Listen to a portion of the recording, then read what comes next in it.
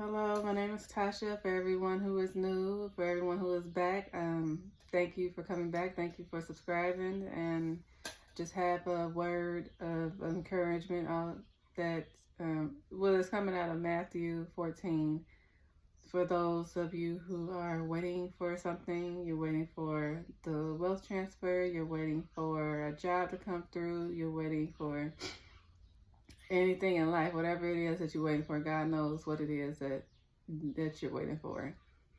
So I just want to go into Matthew 14, and it described how Peter was told to walk on the water to Jesus. When he did,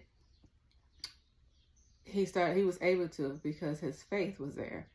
But then when he looked around and saw the wind, he ended up falling, and Jesus asked him, why did you have little faith? So I just want to bring this to your attention too, because this is, even though that this was talked about back in the day, or this was talked about in their time, it still applies to the time of now.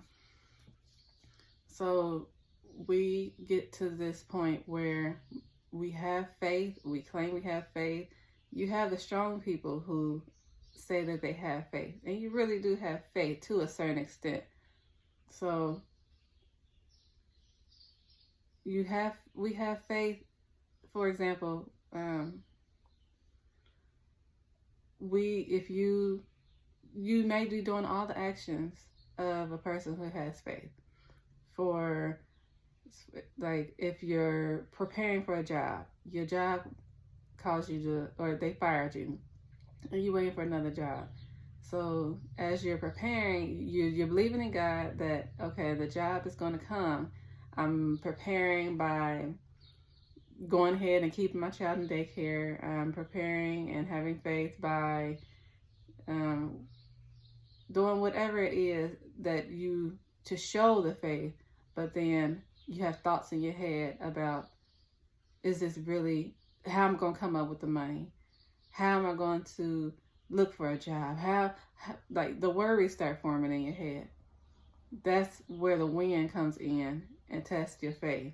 So that's our time of now, as far as the wind testing if we really have faith or not. And that's why Jesus said, you have little faith, because when the test comes, are you still saying, yes, I have faith. Yes, I'm here. Yes, okay, I believe that the job is coming. I believe that the wealth transfer is coming.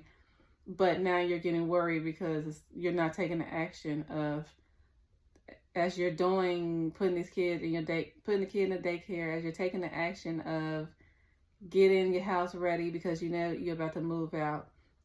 Are you really having the faith to the point where you still believe and you're not worried? So for myself, there were some things that I was believing. I'm taking action to a full extent. I'm doing all these things, but I sat yesterday just thinking, like, almost like worry start overcoming me. Even though I'm taking the actions of faith, knowing that it's coming, I have no doubt in my mind that it's not coming.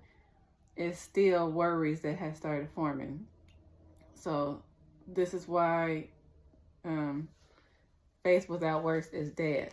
You don't want to kill your faith by giving up on what the faith was in the first place. The faith is actually doing the works of going out to look for the job, going out to prepare, going out to do the things that you're supposed to do. But when the wind comes, you cannot let it knock you over. You cannot let it make you fearful, because that can easily take away the faith of what you originally had.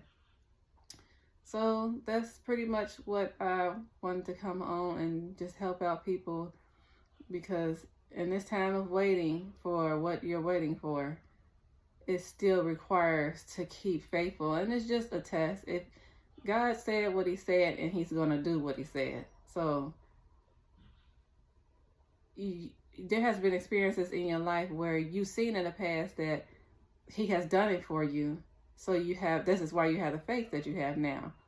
But for some reason, you still worry and allow the devil or the enemy to come in and give you these thoughts to try to shake your faith. So be encouraged, because it's going to happen.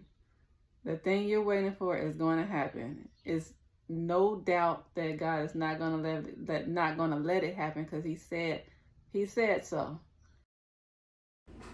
He says in Jeremiah 29:11, "For I know the plans I have for you, declares the Lord, plans to prosper you and not to harm you, plans to give you hope and a future." So He knows our plans, but we don't know our plans. So if we knew our plans, we would not respond the same way as we would not respond the same way. So, but when you allow doubt to form in your mind and you have faith on something, you can cause it to not happen for yourself. So just stay, stay like on the right track. Don't allow things to get you sidetracked. And like, if you have a straight road that you're traveling on, that God has you on a path, don't get distracted by the things on the side of the road that look like they're going to harm you or look like it's not going to happen. God has your back and He sees everything. Just look back to the past of what He's already done for you, and just know it's going to happen now. That money you're waiting for, you're going to get. That house you're waiting for, you're going to get. That car you're waiting for, you're going to get. He will take care of His kids. He's not going to let you sit through the window shopping and looking at other people who are wicked and receive what they want, when you have good intentions on doing what the will is that He has for you. So thank you for watching. I'll see you in the next video. I hope I was able to encourage and keep someone going, and I pray that God will continue to speak through me to encourage somebody else and to be able to uplift and do whatever His will is that He has for your life. So thank you for watching. I'll see you in the next video. Bye.